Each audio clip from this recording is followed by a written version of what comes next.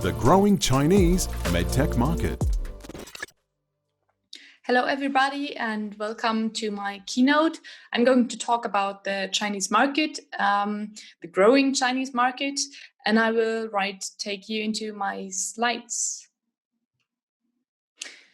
One short word about me. I'm Mareike Seselberg. I'm working for CHINABRAND IP Consulting, and I am an expert for Chinese markets, anti-counterfeiting, and know-how protection in China. What do I want to talk about in the 10 minutes I have? First, China and Asia as a growing market. Second, trend e-health in China. Third, risk of counterfeiting. And fourth, copyrights and trade secrets in China. So let's get started. I have chosen here a statistic for my first slides to show you the growing market China. As you can see here, from 2014 to 2018, the Chinese market for medtech more than doubled. And the trend is going on like that. So there will be more growth in the Chinese market. This has several reasons. For example, of course, the aging population. There will be more patients needing medical help, needing doctors using medical devices. And of course, there's also another reason, which is the living standards of the Chinese populations, which are getting better and better. And the healthcare systems are also getting better and better. One more reason for more medical devices being demanded.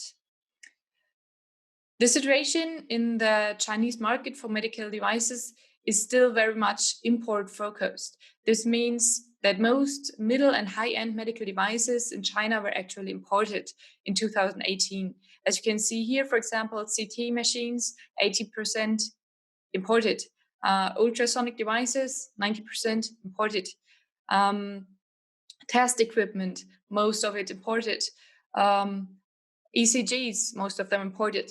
So that means that most high-end medical devices still need to be imported from foreign countries. The Chinese government is trying to change this.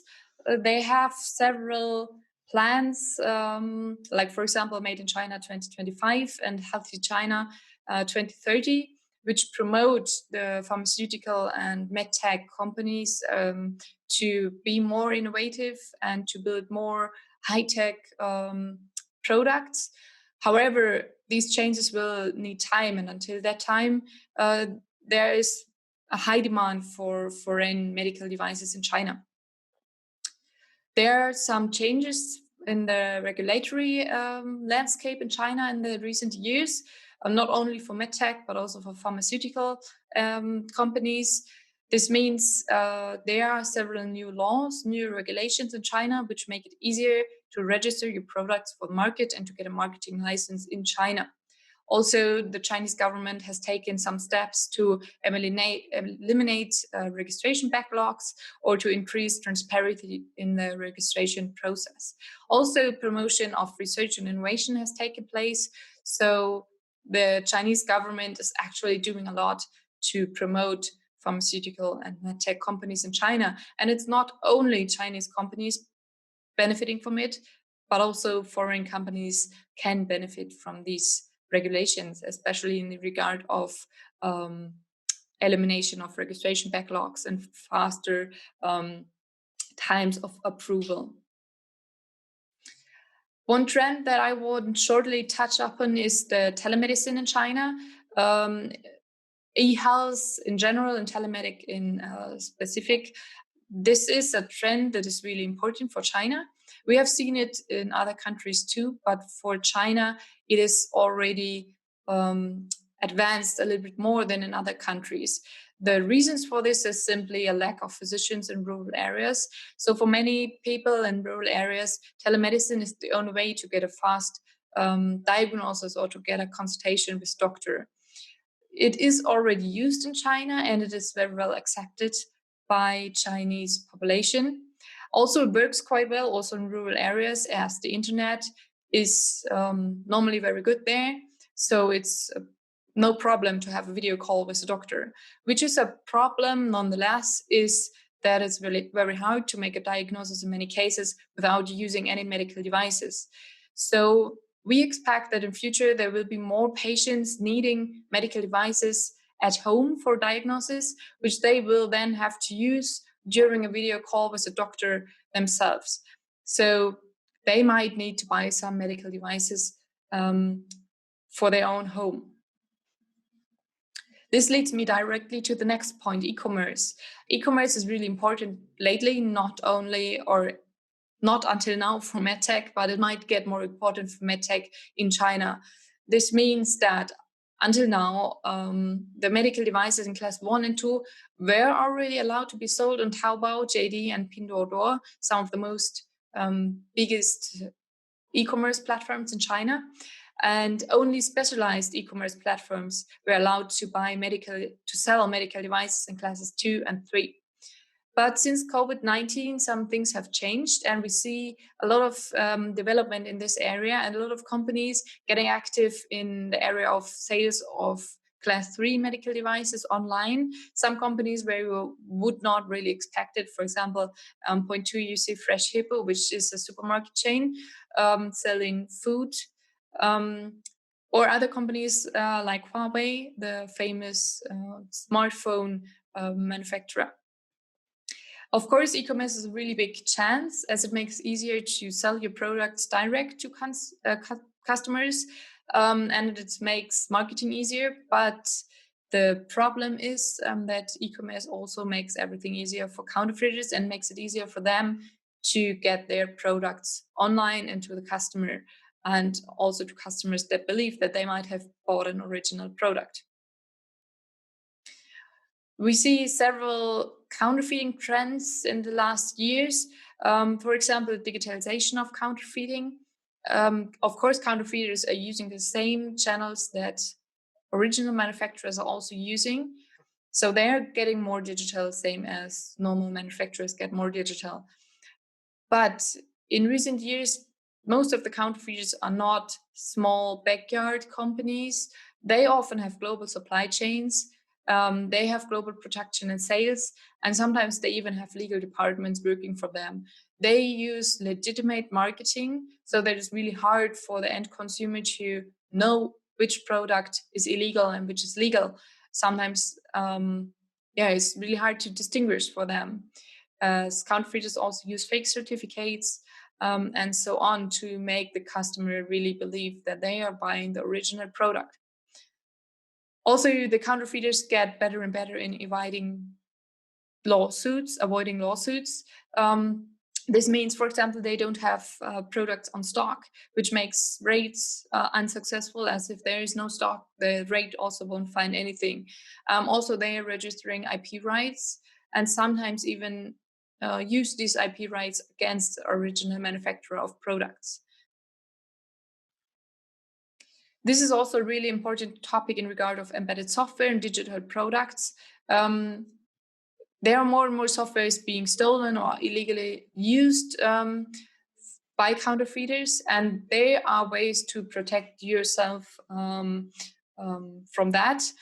There is a way of registering your embedded software or your software in general in China for copyright, as a copyright, and then you can use this copyright to fight anybody using the software. And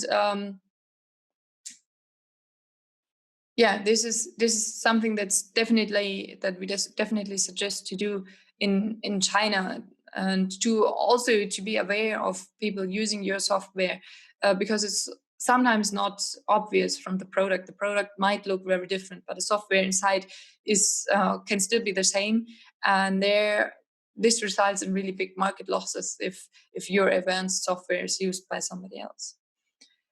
You can also use the way to protect your IP, which is trade secrets.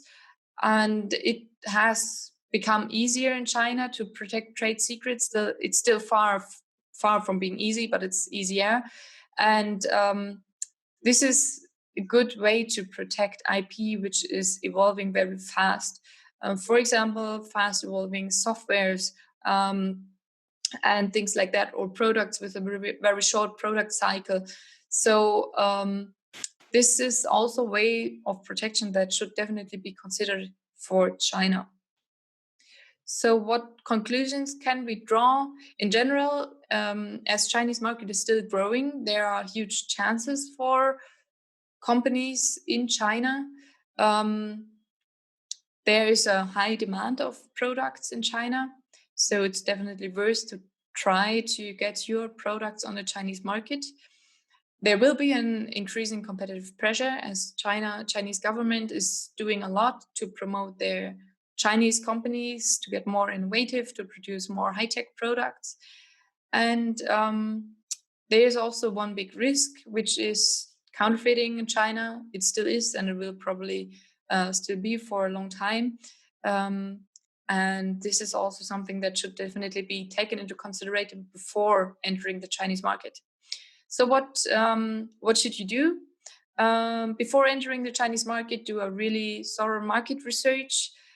China is not the same like other countries, and there might be other channels for marketing and other channels to contact your customers, to get in touch with your customers. And also the customers might be different, or the demand might be different than in other countries.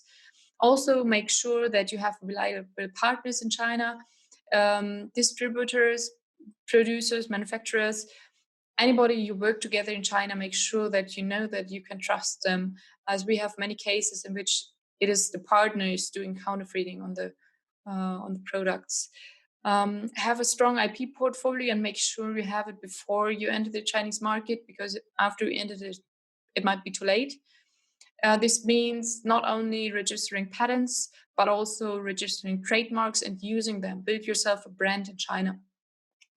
And from the very start, show every counterfeiter that you implement your rights, that you will have a lawsuit if they use your IP rights, that you will stop them from using them. Because if you don't make that known very early after entering the Chinese market, there will be so many companies trying to copy your products that it's really hard to stop them all.